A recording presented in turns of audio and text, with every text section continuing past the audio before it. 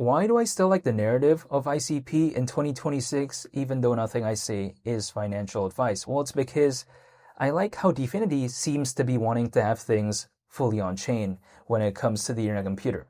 Now, why does this matter, and why is this even important? I'll talk about that, and I'll later on talk about what I think about the hypothetical idea of $100 when it comes to ICP. But I first want to kind of quote Dominic Williams, who's the founder of DFINITY. Very recently, he made a post questioning Solana. And as we all know, Dominic Williams, he probably doesn't seem like such a big fan of Solana. We kind of knew that already, right? But here's the thing. And I quote, this is not me saying it. This is me just quoting what Dominic Williams posted. He says how Solana hosts tokens and smart contracts that processes tokens really well.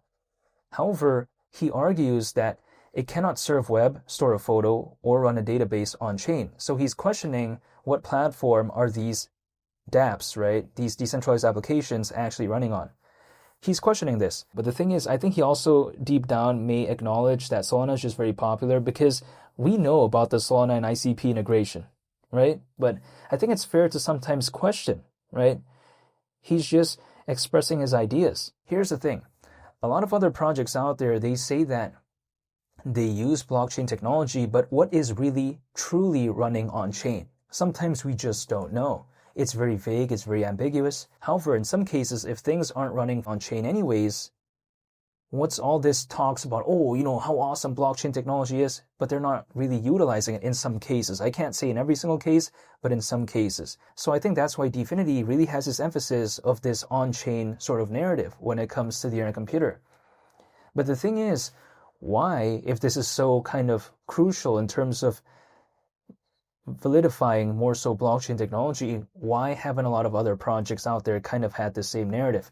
Now, a potential reason as to why, I think, is because it's just simply not possible for some other projects out there. The reason being, it's because running things fully on-chain sometimes is pretty difficult. In some cases, it requires a lot of computational demand, in which a lot of other projects out there, they're simply not built for that. It's like, for instance, trying to take a Ferrari off-roading. Is that really possible? You'll probably need a Range Rover, I guess. Who knows, right? This is my perspective. Sometimes things aren't purpose-built for certain activities. Like a Range Rover, it's not meant to overtake a Formula One car, but then a Formula One car isn't necessarily meant to go off-roading. So this is the kind of dilemma sometimes, right? When it comes to something like the internet computer, I feel like the reason why DFINITY really wants to kind of push this on-chain narrative, it's because I think it could handle it, maybe, right? It's already built from the ground up to handle something like that. Other projects out there, they may want that, but they're not really built for something like that. And I don't blame other projects though, because a lot of them are still very popular and they're still going to do fine anyways without all this narrative. But we have to consider what happens if there is an on-chain narrative, because sometimes during an altcoin season, new narratives kind of spark up, right? They just randomly become a narrative. So what happens if there's this narrative of, these projects that have an aspect of wanting to become fully on-chain, there's not that many options, hypothetically. And the internet computer, arguably, I would say to me at least, seems like one of the most popular ones out there. So if there's not that many that have this sort of narrative, and there's hypothetically maybe a lot of attention for projects that have that sort of narrative, the internet computer just by default may arguably be one of the few ones that are there. It's like, for instance, let's say I take a look at this mouse, right? If I take a look at this is a Razer mouse, by the way, but if this is like one of the few options that I have, it doesn't even matter what other options there are. There just simply isn't that many options. So the attention is going to be more focused on the few that do exist. But this is all just purely hypothetical, though. I'm just saying that DFINITY, I feel like they're taking more so of a different approach, whereas other projects out there, they don't really talk about this narrative, but they do. So I kind of like how they're taking a different sort of angle and kind of still focusing on that narrative, even in 2026, which we'll see what happens if there's an altcoin season, but I like that. I like it when a project is a little bit unique, when it's a little bit different. So I like this narrative nonetheless.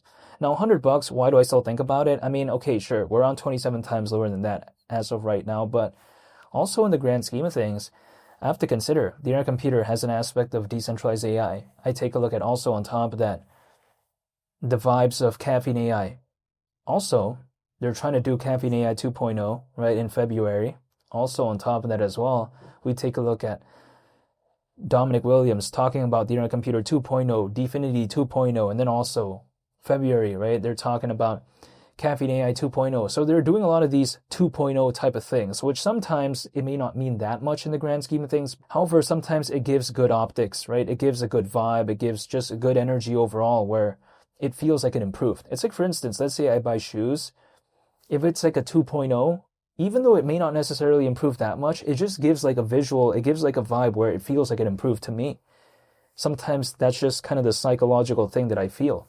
But even besides that as well, again, around a 54 billion market cap at the hypothetical idea of $100, I mean, 54 billion, like, okay, that in and of itself seems like a very massive figure, but if I take a look at BNB reaching over 100 billion back in 2021, Dogecoin reaching over 80 billion, you know, just that figure right there, I don't know if this figure seems so ridiculous, but this is just my perspective. I'll have to wait and see when it comes to this. I'm just still waiting. As of right now, I haven't seen altcoin season, but what else can I do?